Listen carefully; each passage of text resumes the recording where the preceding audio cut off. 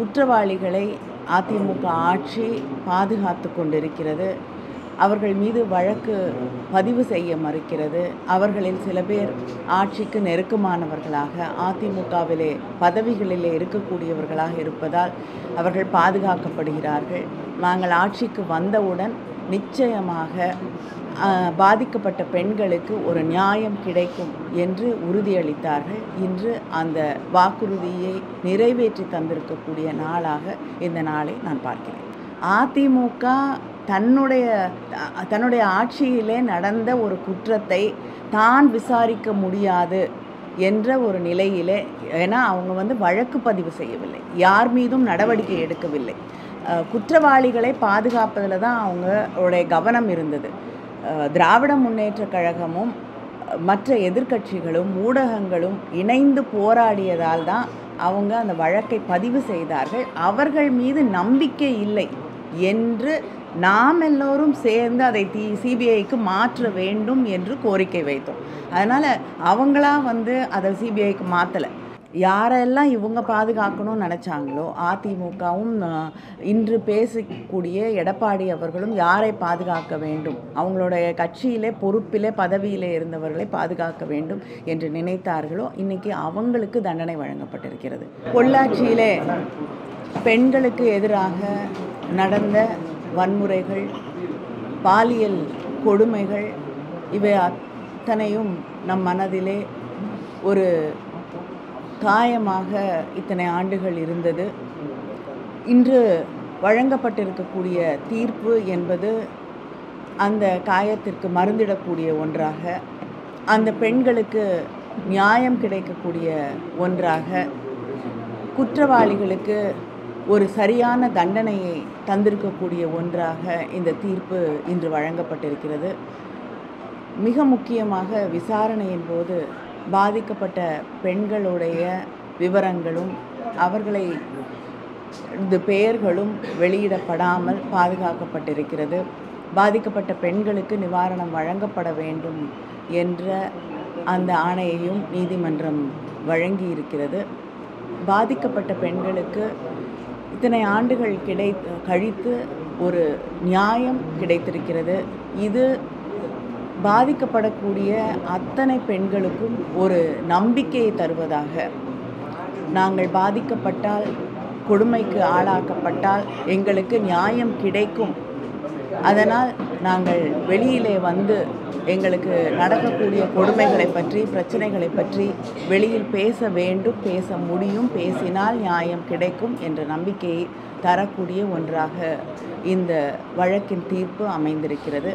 நம்முடைய முதலமைச்சர் அவர்கள் ஆட்சி பொறுப்பிற்கு வருவதற்கு முன்னால் இந்த பொள்ளாச்சி சம்பவம் நடந்த பொழுதே உறுதியாக மக்களுக்கு ஒரு வாக்குறுதியை அளித்தார்கள். நாங்கள் ஆட்சி பொறுப்பிற்கு வந்தவுடன் இங்கே குற்றவாளிகளை அதிமுக ஆட்சி பாதுகாத்து கொண்டிருக்கிறது. அவர்கள் மீது வழக்கு பதிவு செய்ய மறுக்கிறது. அவர்களில் சில பேர் ஆட்சிக்கு நெருக்கமானவர்களாக அதிமுகவிலே பதவிகளிலே இருக்கக்கூடியவர்களாக இருப்பதால் அவர்கள் பாதுகாக்கப்படுகிறார்கள். நாங்கள் ஆட்சிக்கு வந்தவுடன் நிச்சயமாக பாதிக்கப்பட்ட பெண்களுக்கு ஒரு நியாயம் கிடைக்கும் என்று உறுதியளித்தார்கள். இன்று அந்த வாக்குறுதியை நிறைவேற்றி தந்திருக்கக்கூடிய நாளாக இந்த நாளை நான் பார்க்கிறேன். பொள்ளாச்சி வழக்கு அதிமுக சிபிஐக்கு மாற்றினதுனால கடுமையாக தண்டனை கொடுத்துருக்கு. என்னங்க? பொள்ளாச்சி வழக்கு அதிமுக சிபிஐக்கு மாற்றினதுனால கடுமையான தண்டனை வழங்கப்பட்டிருக்கு. அதே போல் அண்ணா பல்கலைக்கழகத்தில் நடந்த பாலியல் மற்றும் அண்ணா நகர் சிறுமிக்கு நடந்த பாலியல் வழக்கையும் அரசு சிபிஐக்கு மாற்ற திமுக அரசு பயன்படுத்தும் சொல்லி எடப்பாடி கேட்டிருக்காரு. அதிமுக தன்னுடைய ஆட்சியிலே நடந்த ஒரு குற்றத்தை தான் விசாரிக்க முடியாது என்ற ஒரு நிலையிலே, ஏன்னா அவங்க வழக்கு பதிவு செய்யவில்லை, யார் மீதும் நடவடிக்கை எடுக்கவில்லை. குற்றவாளிகளை பாதுகாப்பதில் தான் அவங்களுடைய கவனம் இருந்தது. திராவிட முன்னேற்றக் கழகமும் மற்ற எதிர்க்கட்சிகளும் ஊடகங்களும் இணைந்து போராடியதால் தான் அவங்க அந்த வழக்கை பதிவு செய்தார்கள். அவர்கள் மீது நம்பிக்கை இல்லை என்று நாம் எல்லோரும் சேர்ந்து அதை சிபிஐக்கு மாற்ற வேண்டும் என்று கோரிக்கை வைத்தோம்.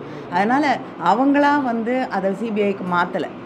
மக்களுக்கு அவர்கள் மீது நம்பிக்கை இல்லை, அதனால் அதை சிபிஐக்கு மாற்றணும் அப்படின்னு நம்முடைய முதலமைச்சர் அவர் எதிர்க்கட்சி தலைவராக இருந்த பொழுது வலியுறுத்தியதால், எல்லா எதிர்க்கட்சிகளும் வலியுறுத்தியதால் எனக்கு நன்றாக நினைவிருக்கிறது. அங்கே பொள்ளாச்சியிலே நடந்த சம்பவத்தை எதிர்த்து போராடுவதற்காக திராவிட முன்னேற்ற கழகத்தின் மகளிர் அணி அங்கே ஒரு போராட்டத்தை ஏற்பாடு செய்திருந்த பொழுது அந்த போராட்ட இடத்திற்கு போகக்கூட எங்களுக்கு அனுமதி இல்லை.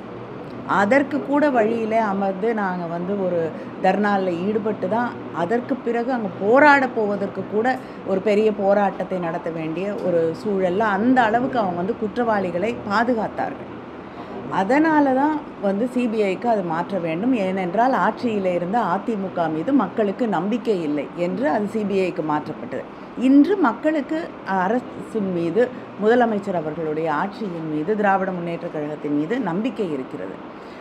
ஒரு குற்றம் நடந்திருக்கிறது என்று தெரிந்தவுடன் முதலமைச்சர் யாராக இருந்தாலும், அவர் எந்த கட்சியை சார்ந்தவராக இருந்தாலும் அவர்கள் மீது வழக்கு பதிவு செய்யப்பட வேண்டும், விசாரணை நடத்தப்பட வேண்டும், கைது செய்யப்பட வேண்டும் என்று ஆணையிட்டார்கள்.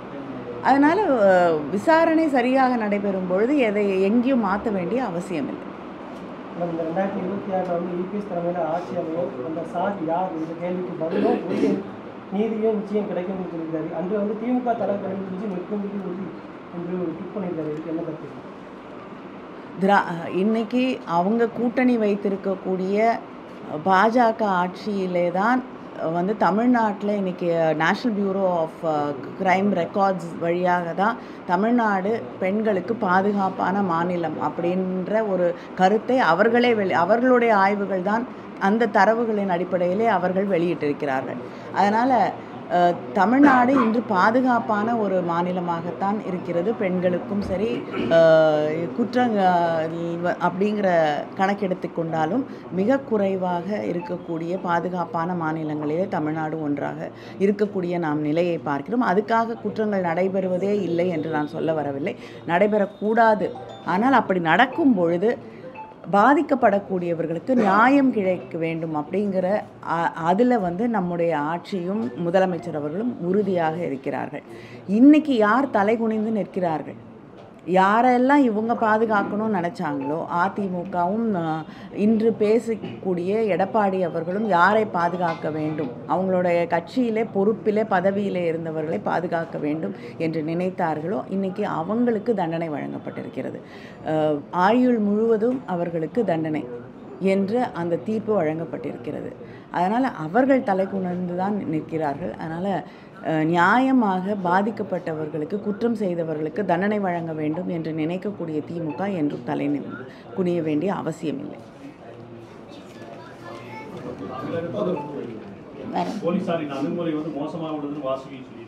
என்னது முடிச்ச அப்புறம் திருப்பி ஆரம்பிக்கிறீங்க? காவல்துறை போராட்டம் நடத்துவதற்கு கூட காவல்துறை முறையாக அனுமதி கொடுப்பதில்லை, வீட்டுகளில் சிறை வைக்கிறாங்க அப்படின்னு சொல்லி உங்க கூட்டணி இருக்கக்கூடிய மார்க்சிஸ்ட் கம்யூனிஸ்டுடைய தேசிய குழு உறுப்பினர் வாசுகி சொல்லியிருக்காங்க. இல்லைங்க, அவங்க தொடர்ந்து அவர்கள் போராட்டங்களுக்கு அனுமதி அளிக்கப்படுகிறது. அவங்களுக்கும் முன்னாடி தெரியும் முன்னாடி எப்படிப்பட்ட ஒரு நிலை இருந்தது. இன்றைக்கி எந்த போராட்டத்திற்கும், நியாயமான போராட்டங்களுக்கு தொடர்ந்து அனுமதி அளிக்கப்படுகிறது. அவங்களே பல போராட்டங்களை நடத்துகிறார்கள். இதுக்கு மேலே எனக்கு பதில் சொல்ல தெரியும். இல்லை, அதுதான் நான் சொல்கிறேன். நான் எத்தனையோ போராட்டங்கள் தமிழ்நாட்டில் தொடர்ந்து நடைபெறுகிறது. ஆளுங்கட்சிக்கு எதிராக பல கருத்துக்கள் சொல்லப்படுகிறது. அதை ஏற்றுக்கொண்டு அதில் நியாயமான விமர்சனங்கள் இருந்தால் முதலமைச்சர் உடனடியாக நடவடிக்கை எடுக்கிறார்கள். அப்படிப்பட்ட ஒரு சூழ்நிலை தான் தமிழ்நாட்டில் இப்பொழுது இருக்கிறது.